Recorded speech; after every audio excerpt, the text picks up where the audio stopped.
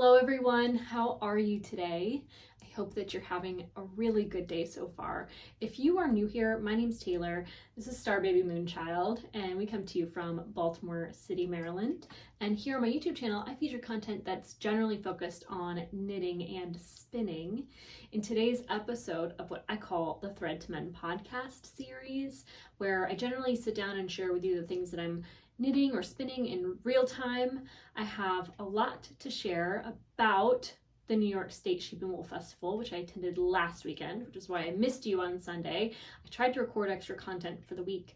I did my best. I am currently wearing the Vera pullover. This was knit using mostly Jamieson and Smith yarn, and it is a pattern published in Gudrun Johnston's book 3 of the Shetland Trader, known as Heritage. And this is a gorgeous sweater pattern that I love so much. I did not wear this to Rhinebeck, but I did see one of them there. I'm honestly surprised that I didn't spot more of Gudrun Johnston's Vera pullover. I'm not sure why that is. I think maybe they're a little bit more complicated than some others. I think because they're published in a book as well, they're not quite as accessible to the public than if it's a single download on Ravelry, which I'm sure eventually the patterns will be available in that format one day soon. But that was exciting to see because I'm a huge fan of her design and work. Of course, I saw a ton of Andrea's patterns, which is kind of fun because you're always looking for another color story that really piques your interest. I remember at the end of the day, we were leaving the festival, and I kept seeing this glow, what do you call it? Aspen glow, I think is the name of the pattern. I kept seeing this one aspen glow that continued to jump out at me. It was just the most gorgeous color palette, and I was like, I just have to say, I've seen 1,000 of these sweaters and yours is the best. And she turned to who I'm assuming might have been her partner or boyfriend or something, and she said, look, you did it, because I think he either knit the sweater or picked the colors, but it was just such a cute moment, and that was really fun. Before we get into all the knitting and spinning goodies, this video is sponsored the house by the Bookkeeper cardigan. This is a cardigan pattern that I have been wearing the last several videos. It's the only reason I'm not wearing it right now, but it is finally available to purchase on Ravelry and Payhip if you are so inclined. It is a top-down raglan construction using a DK weight yarn. I knit this sample in Brooklyn Tweed's Arbor, which is very squishy, very soft, and it's a very simple construction. You cast on and increase at 4 corners to knit these, moments right here. And then once you get to the bottom of the yoke, you split for the sleeves, put them on hold, knit the body, and I provide throughout the entire pattern many different ways you can modify this garment to fit you exactly the way you want it. So I like my garments to have waist shaping because I have a smaller frame, and although I like 6 to 8 inches of ease around my bust, I want the same proportion of ease around my waist. Because my waist is smaller than my bust, I like to decrease the number of stitches so that that proportion is the same throughout the body. There's like little blurbs of like how you can modify this or that, and once you do your decreases and you knit it to the length that you want or specified in the pattern, you keep those stitches on hold, and then you work the sleeves. The sleeves have a tapered decreasing to them, so they're at the bottom of the yoke. The yoke is maybe just a little bit deeper than this garment, which is nice, and this for a fitted design has a good amount of ease in the underarm, very comfortable. It has just a little bit more than that, so you can really layer a lot underneath it, but there are there are decreases in the sleeves so that the forearm after the elbow, about mid-forearm, is fitted and very long. I wanted this to be a full length sleeve throughout, so whether my arms are straight down at my sides, as this one is a full length with my arms straight down at the sides, but as soon as my elbows are bent, it fits like a bracelet length. I wanted this to be a full length sleeve. So there's also the option to modify that simply by stopping wherever you want to and decreasing only as much as you like. The cuffs to the sweater are a bit of a precursor to the button band, so you kind of get a feel for that before picking up and working the rest of it. Once you have the sleeves done, all you need to do is start at the bottom right corner with the front side and pick up along the front around the neck and the left side, and then turn and purl those stitches you just picked up with the main color. So that way you have 2 rows of the main color.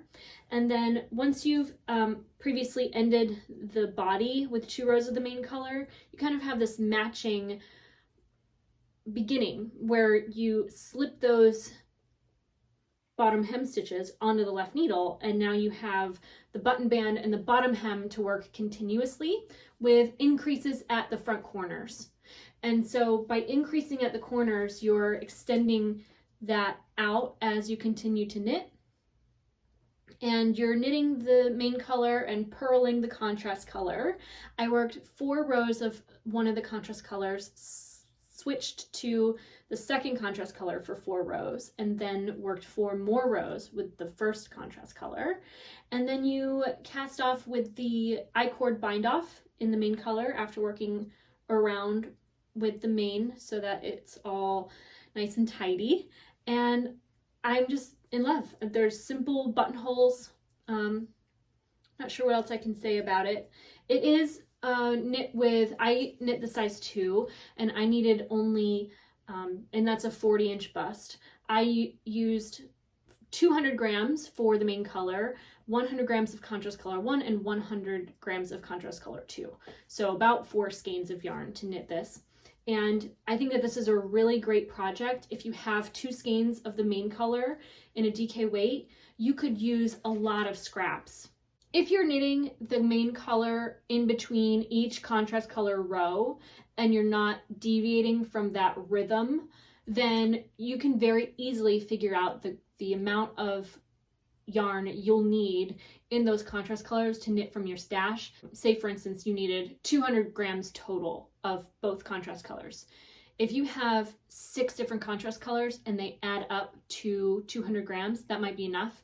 If you want to keep them in pattern though, you might have to think about dividing the total number of grams, 200, by the total number of colors you have, and you would need at least that many grams of that number. So I hope that that's helpful. I'm really excited to see all of the different stripey combinations people come up with. And you could even knit a solid version of this cardigan and just do color work for the button band. I think that would be really cute and a really good use of some scrap yarn as well to give it a little bit of a pop.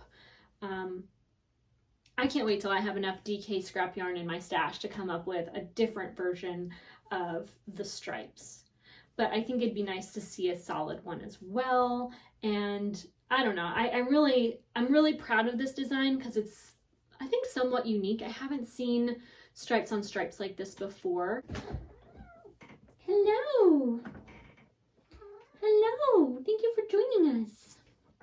Oh, have you heard Taylor Swift's Midnight's album? My God, I think it might be the best Taylor Swift album of all time. I just became a Swiftie in 2021 when the re-release of All Too Well came out, and I saw that music video and I was just like, what is going on right now? And then I discovered some of the lore of Taylor Swift and I thought, I have to get on this train. I am all aboard. I wonder if you are too. I think it has been a lot of fun listening to that album the last day and a half. I've been enjoying the commentary channels. Like, there is a whole Swift tube here on YouTube where people react to her albums. And anyway, I'm just having a lot of fun on the internet right now because that is just so listenable from start to finish. I have a few favorites already. I wonder if you've listened to it, if there's any Swifties out there in my community here on YouTube. But I digress. I will get into the Rhinebeck haul you all have been waiting for. Where do I begin? I got to the festival, waited in line for a brief moment, and headed straight to the wool barn. And almost as soon as I got there, I had the chance to meet for the very first time Claudia S.J., who I have known in the comments section of my YouTube channel for what feels like many years. A few at least, I think. And so she was so warm and welcoming to me, and I mean welcoming like it's her event, I don't know. But she was very kind and gave me a big hug, and we chatted, and she gave me 2 skeins of yarn that I was able to bring home, and they're both from her local area over in the state of Washington. I already have this one caked up. I'm going to knit a shawl with these 2, and I have a couple skeins I'm going to pair them with. So this is Island Fibers from Lopez Island, Washington. I believe it's a worsted weight. It's 100% wool and 4 ounces, 250 yards. So perfect worsted weight yarn. I would guess it's it's definitely a woolen spun, and it might be a long wool, but it could be just woolly wool. I'm not sure of the breed. But maybe Lopez Island has their own native sheep. I don't know. I doubt that they would, but I don't think there are sheep native to North America. Pretty sure we brought them all from Europe or something. But there's that, and then there's this brown one. I believe they're of the same.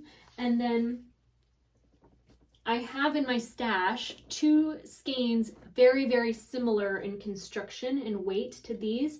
I'm not sure of, I think that this might be a long wool, but it's definitely a worsted spun DK, or probably worsted weight yarn, heavy DK but worsted weight. It matches pretty close to that. And I think that these will be a great combination of colors to work a shawl. So I'm scheming a design. I was looking through Barbara Walker's Second Treasury of Knitting, and I found a few patterns that I'm thinking would be really fun to mishmash together. If you have seen Taylor Swift's music video for her song Antihero, she's wearing gorgeous machine knitted t-shirts and sweaters, and I'm just like so obsessed with the aesthetic of that video. And I just feel like, you know, there's so many like pop culture moments of knitwear that kind of come and go, but I think Taylor Swift is so iconic that if one were to reverse engineer a pop culture sweater, to reverse engineer a garment from a Taylor Swift music video might be timeless. I think it could be. I was just looking through my stash of Shetland fingering weight yarns to see if I had an entire palette to replicate one of the sweaters, and I definitely don't. I would have to buy yarn, and I am in no position to buy more yarn right now. So that dream might have to wait, but I might be able to throw together enough. I don't know. I'm not sure. But moving on, I then picked out a fleece at the wool barn. I met up with Vanessa, who I met only like a week or 2 prior to the festival, in my comment section, and her and I split a fleece. I don't have the information on paper in front of me, but I do know that this fleece weighed about 5 pounds. It was a reasonable price. I think anything under $100 is somewhat reasonable, but per pound it was a little on the pricier side, but still overall not breaking the bank. And it is a merino crossed with fin, so it's a hybrid. It's a hybrid fiber. Hybrid? And I do have it here by my side. She is unwashed, and I have not taken her out yet. I kind of want to do that on film with you guys. I'm going to pull out a little piece of this for you. Staple is maybe 3.5, 4 inches at most. So once this fleece is washed, she's going to be a lot lighter. I think it's going to be a very warm toned light gray. There's one area, I think this might be near like a leg or a side, that's very gray. And I'll just spin that section of fiber separately so I have a little bit of a contrast mini skein. But I need to find a place to process this. I currently have on my dining room table a gorgeous fall decor moment that I have to physically move piece by piece in order to have my dining room table back to work from, but I hesitate to pull it apart quite yet. But really, I have to start digging into this today or tomorrow if I'm going to make any progress on washing it. So that is going to be happening very soon. I hope to create content out of that process for you to share here online in case it's interesting to you. After exiting the wool barn and splitting the fleece with Vanessa, I then went to go find Brian in line for coffee. And as I walked up to him, I saw standing behind him the Bookkeeper cardigan. And I said to him, Brian, do you even know what you're standing next to? And it just felt like this moment given to me from God that just felt so right. And I got to meet Escarla in person, in the flesh, in real life. And she has test knit so many of my patterns. Like I can think of a couple that I know for sure. And it was just so awesome to get to stand there and talk with her and not feel rushed, like I'm interrupting something, because we were both in line. And I got to meet her boyfriend, Zach, and it was just so cool. That was like the coolest moment of the entire day.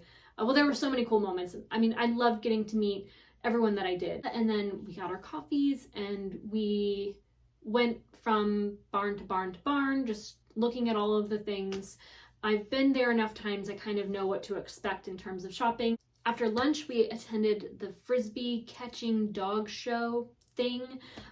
That was so much fun, and honestly the most heartbreaking stories were told. I was crying throughout it, like multiple times, just hearing about the tragedy of their house fire and losing their dogs and the sudden passing of their most iconic dog in their show, like that Tuesday, like made me physically cry in public. And I literally used a skein of yarn to wipe my tears away in a brief moment of comedic relief, you know. And I had just bought a single skein of this yarn from a booth not far from the dog show, from Green County Wool. And as soon as the dog show was over, I was like, Brian, I think I gotta go back and buy more. And so I went back and I bought 2 more skeins of this yarn that I'm going to tell you about in a moment. They're both 4 ounces. So this is more than enough for me to knit a full garment, almost of any size, any shape for me. Fingering weight, 2 ply. It is so squishy. It's like memory foam squishy, very soft, very, very sheepy. I'm guessing it's like straight from the mill because it has just these little zip ties that hold it in an organized fashion. It's very sheepy, and it's so sheepy that I have to think that this yarn, knowing that it's custom spun, was very likely milled at Green Mountain Spinnery because they use non-petroleum based products to process and scour wool. And it looks to be almost identical to their fingering weight 2 ply yarns in both the weight and the twist. And if you're new to my channel, like I am obsessed with Green Mountain Spinnery's yarns. Like I think that they're probably my favorite. The Lana yarn, the fingering weight 2 ply yarn, is my favorite yarn. I knit Brian a sweater in that. I've knit my Wool and Honey in that sweater. I have 2 other sweater quantities of that yarn that have been sitting in my stash for far too long, and I couldn't resist spending $30 a skein on this gorgeous, squishy, memory foam soft yarn. And it's just like the perfect sort of souvenir, ready to knit souvenir from the festival. An entire sweater quantity feels like a dream. I don't know yet what I'm going to knit with it, but I think it's going to be, whatever it is, it's going to be amazing. Hopefully I will knit another cardigan because I feel like I'm getting the most wear out of cardigans throughout the year. Like they have more no, flexibility is not the word, but cardigans have just a little bit longer like shelf life in my seasonal wardrobe than a pullover. I have been turning to pullovers more now that the weather has turned, but we've only just made it to October, and I'm gonna guess that I have about October, November, December, January, February, March to wear sweaters. So that's 6 months. If I can get a couple extra months out of a cardigan, that makes me really happy. So I have no plans for that yet, but I am stashing that away for the perfect fingering weight project. And then I'm planning to spin for a sweater with my new fleece. So those are 2 new sweaters that I'll have in my wardrobe one day soon. And I'm knitting a shawl with the yarn from Claudia. Well, one day. I'm planning to cast it on very soon. I'm not done yet though. While we were shopping the barns, I did find the button lady and I picked up 2 sets of buttons. Looks like I paid $15 for 6 of these wooden buttons. I just thought they were so retro and perfect. These would actually be a really nice complementary color to this natural brown. Like they almost match, but they contrast enough that they stand out. So that might be great. Although fingering weight, I might like to have a smaller button. I don't know, we'll see. And then I got a second set of buttons. These were only $9, and I got 7 buttons in this, I forget what that vintage plastic is called, but they look like amber. Very basic, but gorgeous, like a tortoise amber button set. And then I am obsessed. This exact shawl pin, just a little bit longer in length, was the first thing I bought last year at the Sheep and Wool Festival. And because I really love that one so much, I thought I might buy another one. It was only $18, so it was reasonably priced for how much like I get out of owning it. But I basically will just twist my hair up on my head and then push this little guy through, and it'll just hold my hair in place. I like that you can't really see it. It's kind of hidden, and it's just long enough that it will stick out the other side, but not visibly. So it's a little bit more like seamless of a hairpin. So that was another thing I got. And then I have 2 more souvenirs. This is the last thing I bought at Rhinebeck. It is a wool duster. I have wanted one of these for months. I almost bought it on Amazon, but I was like, you know what? Now is not the time to spend more money just for free shipping because I don't have a Prime account, and I just waited on it. And when I saw them at the festival and they were only like $10, I was like, now is the time. I'm getting this wool duster because I have dusty plants, and I feel like this is the perfect solution to dusting the leaves of my plants.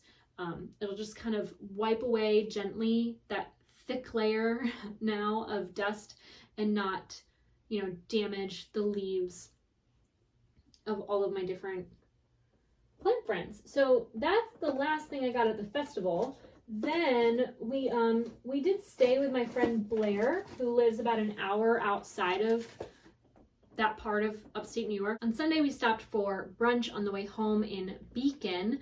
There's a place there called Kitchen and Coffee that I am obsessed with. Every time we stay with Blair, she picks up a couple bundt cakes because she knows that I freaking love them. They're a fully gluten-free bakery, and I just get to have the best breakfast on the way to the festival thanks to her, and then follow it up Sunday with another best breakfast. They have a really good avocado toast, of course, gluten-free. And while we were grabbing breakfast and snacks for the road, I saw this turmeric tonic tea, and I thought, why not bring that home as well? I liked the packaging, and Brian really loves turmeric teas. I think that they're a really nice kind of bedtime warm treat at the end of the day, and that was just kind of an impulse buy while we were on vacation. I am completely forgetting the most exciting thing that I brought home from the Sheep and Wool Festival. When we found the Wing and a Prayer Farm booth, we started browsing and I found a rug and I was just like, whoa, Brian, I want this rug. And he was like, I'll get it. And I'm like, oh my God. So Brian graciously, with his own money, brought home a gorgeous alpaca wool rug that we have right next to the bed in front of the dresser, so that when we step out of the bed in the morning, it's the softest, warmest, squishiest moment possible. And it is made by one of the most lovely people on the planet, and that is in the other room. I don't want to lift it up and hold it up for you. I'll just insert a little clip of it in the bedroom so that you can see the general size and look of it. But that was the most expensive thing we brought home, and probably one of the most useful. And it sits on the floor, and I like that for us. Before we go, I will share with you the progress that I've made on the linked hat I've been working on. This is a pattern that I designed using Brooklyn Tweed's Arbor yarn, and I'm knitting it again using Harrisville Designs sheer. This is not their new sheer. They did just come out with a new sheer of a different fiber, but this is the natural gray. And I'm almost at the point where I decrease for the crown. So it'll soon start to shape up a little bit. It looks a little bit long and wide right now, but it's gonna decrease rapidly soon. And I have to say, I'm loving this color. Sadly, this hat is not for me. I think it's a perfect color for me to wear against the face because it's a little bit warm, it's a little bit cool, it's pretty neutral in tone. And it's so soft. I mean, one of the softest yarns for sure. And I'm really loving it. I think that it'll need a really good washing because it does have like, I don't know, kind of a sheepy smell, but kind of just like a storage smell to it. It just it needs a bath.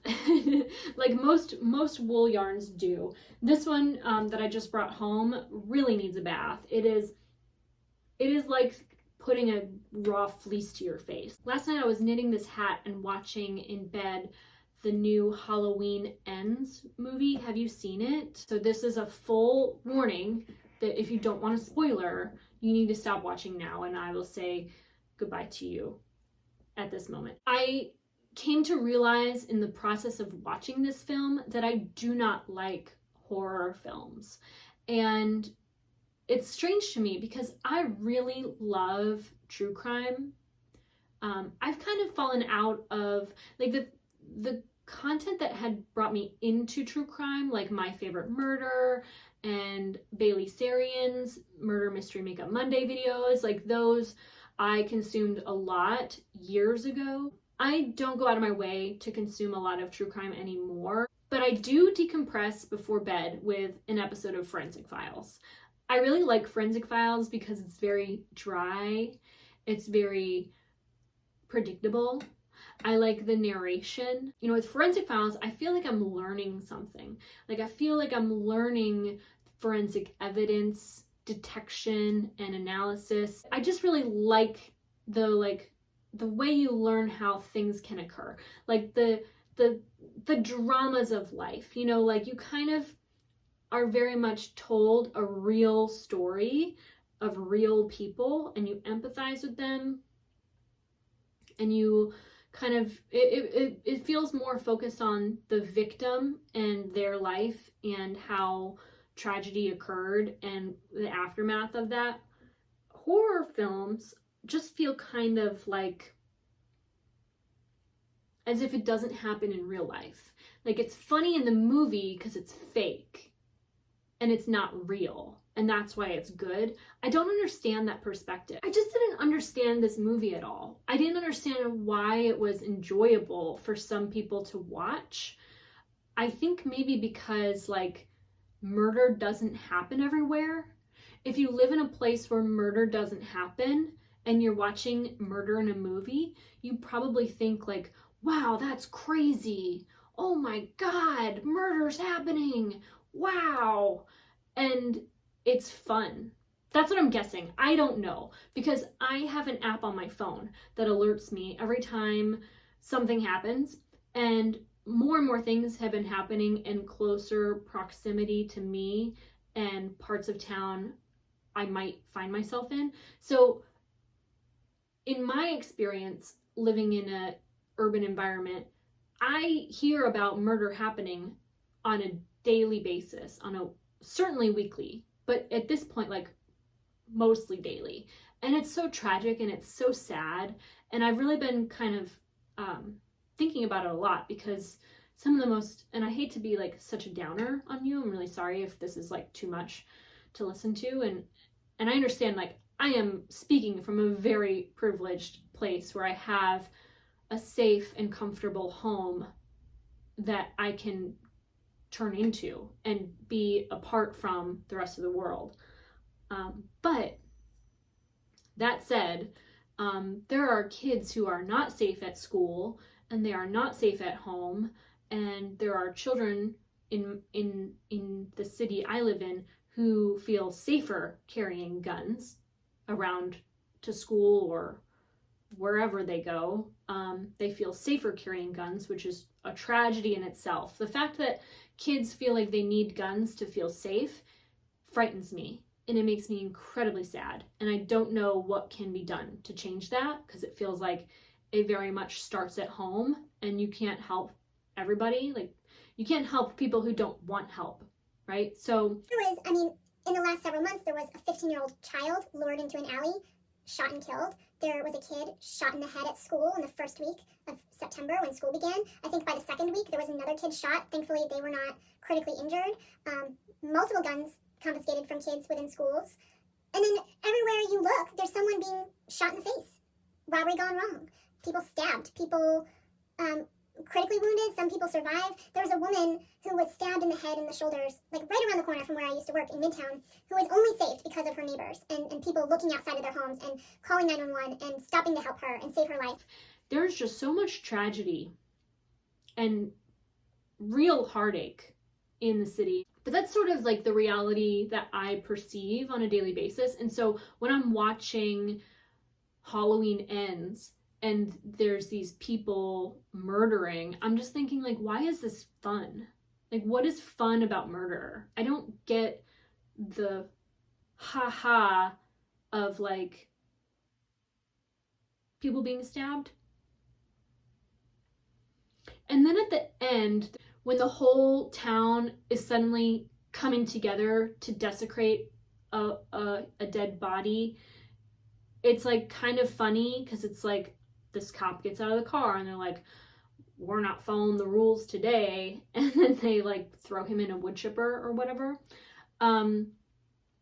It's like that would never happen. Like, that is unbelievable. Like, it doesn't, like, even in Stranger Things, where things that would never happen are happening, it's still like you want to believe it could. Could they really have gotten back from Russia? Probably not. But like, I'm going to suspend belief for a little minute to enjoy the pure, like, awesomeness of this thing. The Halloween movie was not that. It was just strange. It was not good. I did not like it. I don't like horror. I don't like the unrealistic amount of blood. Like, to me, it's more scary when you think it could happen to you, you know? Maybe that's why people enjoyed it, because it was so unreal. I really don't know. That is it for this week's episode of the Thread to Mend podcast. I want to thank you so much for watching. If you've made it this far into this week's video, leave a comment below. Give us that sheep emoji to celebrate all of the sheeps that have provided their gorgeous, luscious fiber to spin with, to knit with, to generate this entire maker's economy here that we're celebrating with the New York State Sheep and Wool weekend. And if you want to find me on social media, my name is Taylor E. Owen on Instagram, Ravelry, and Twitter, which I'm not really on Twitter, to be honest. You'll find me on TikTok as Taylor Knits. Again, I want to thank you so much for being here. I hope that you have a wonderful day and that you take care.